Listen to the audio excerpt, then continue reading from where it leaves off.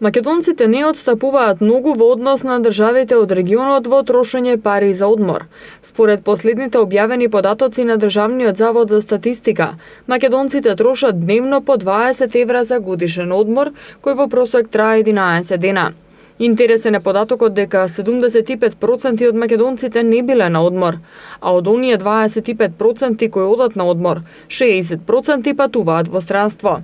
Повеќе од македонците за туристички патувања трошат грците 316 евра и хрватите 224 евра, а помалку словенците 213 евра и бугарите 157 евра.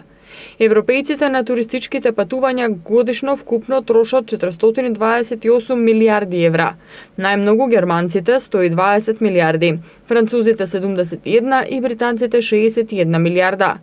Најмногу пари за одмор по жител пак трошат граѓаните на Луксембург, Малта и Австрија, покажуваат податоците на Евростат кои ги пренесе МИА.